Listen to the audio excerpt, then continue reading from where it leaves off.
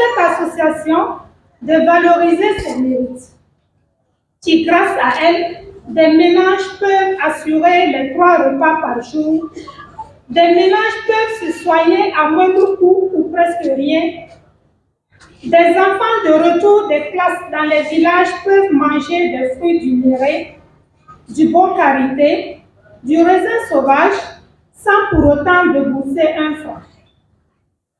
Suivant les écrits de l'Association pour le développement des aires protégées au Burkina Faso, les produits forestiers non ligneux ont pratiquement la même importance que l'élevage dans la composition des revenus des ménages ruraux, 23% pour les PFNL, 24% pour l'élevage, selon l'Agence nationale des PFNL 2019.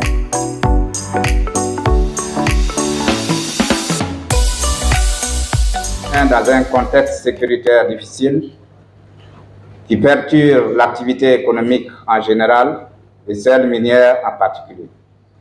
Cependant, la dynamique des reconquêtes du territoire et le renforcement des relations diplomatiques enclenchées par le gouvernement sont autant d'espoir pour le regain des différentes activités.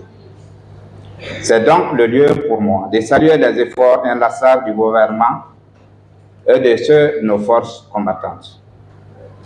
En effet, le secteur minier occupe une place importante dans notre économie depuis une dizaine d'années, avec l'or comme principal minéraire contributeur au PIB.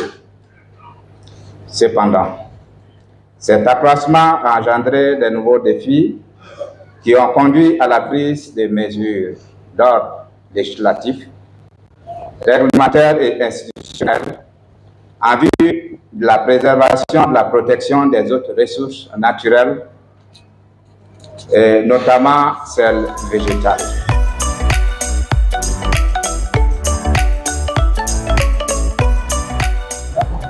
Il faut dire que la coopération suisse soutient les efforts de développement inclusif et participatif du Burkina, accompagne le gouvernement dans tous ses efforts de développement.